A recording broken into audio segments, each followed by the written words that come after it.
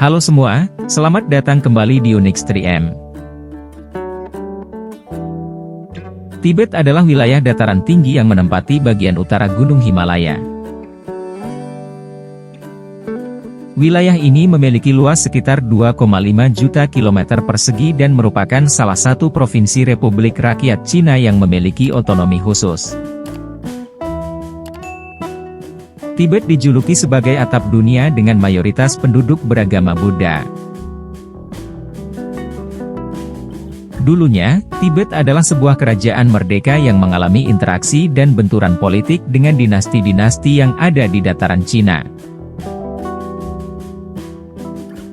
Tetapi setelah serbuan tentara merah Cina pada tahun 1950 ke wilayah ini, Tibet menjadi bagian dari provinsi Cina.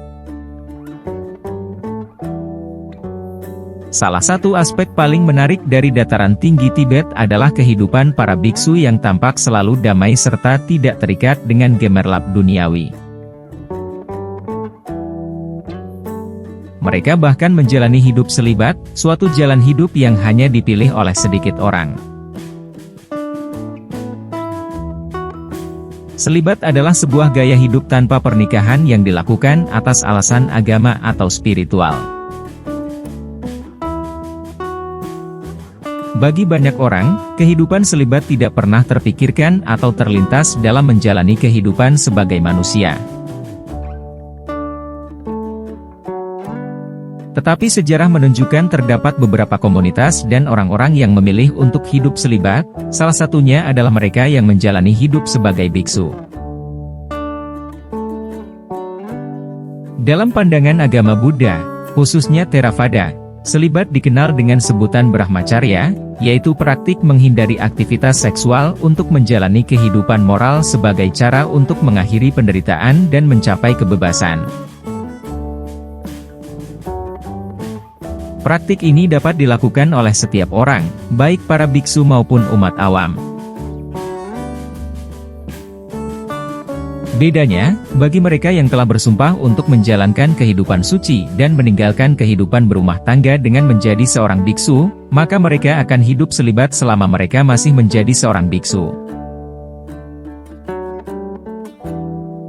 Sedangkan bagi umat awam, mereka dapat menjalankan praktik ini dengan menghindari aktivitas seksual pada hari-hari tertentu. Menurut tradisi Theravada, praktik selibat ini adalah bagian dari Pakbajita atau mereka yang telah meninggalkan kehidupan duniawi.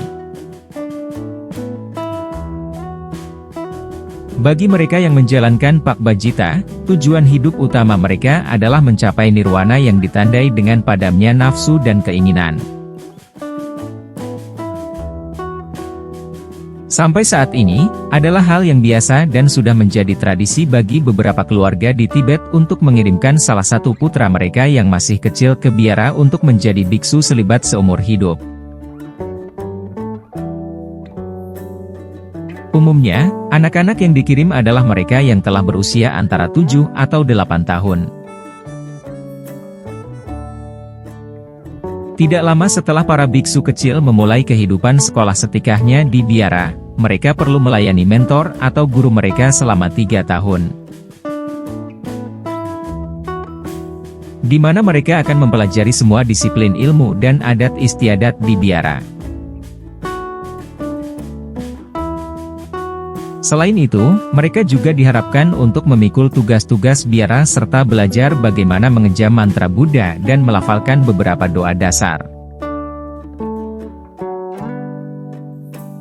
Setengah dari mereka yang tinggal di biara akan mempelajari kitab suci Buddha secara mendalam, sedangkan sisanya akan dilatih mengucapkan doa untuk memberkati orang-orang awam, menawarkan penghiburan bagi orang mati, memimpin pernikahan atau pemakaman. Di sisi lain, sebagian dari mereka juga dilatih perawatan medis, meramal, dan melukis, membuat patung Buddha, mengukir kitab suci, dan bahkan memainkan alat musik. Kemudian sebagian dari mereka juga berlatih seni bela diri dan bertindak sebagai pengawal dan prajurit ganas untuk melindungi biara. Para biksu Tibet menjalani kehidupan yang cukup damai. Saat fajar menyingsing, biksu yang bertugas akan naik ke atap aula Majelis Agung Biara dan bertepuk tangan selama 3 kali dan berdoa dengan keras untuk memohon berkah Dewi Belas Kasih. Setelah mendengar panggilan pagi, semua biksu akan berkerumun ke aula pertemuan untuk berdoa pagi dengan penuh kehusuan. Doa pagi itu berlangsung selama 2 hingga 3 jam di mana ratusan biksu muda akan berbaris dan melantunkan doa bersama-sama.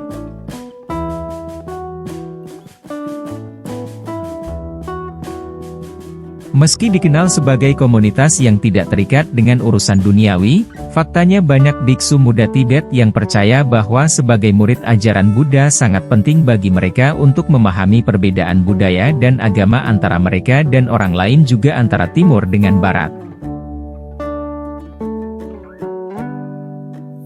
Mereka juga berpandangan bahwa teknologi baru adalah jembatan bagi mereka untuk mengetahui lebih banyak tentang dunia luar yang tidak dapat diajarkan dari kitab suci Buddha. Yang terpenting, mereka dapat memiliki perspektif global dan tumbuh sejalan dengan dunia.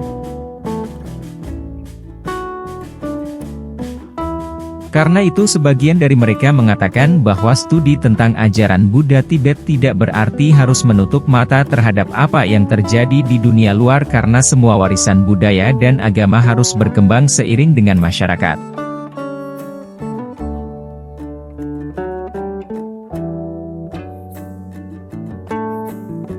Terima kasih telah menonton, jangan lupa like, komen dan subscribe Unix 3M ya. Sampai jumpa di video selanjutnya. Terima kasih.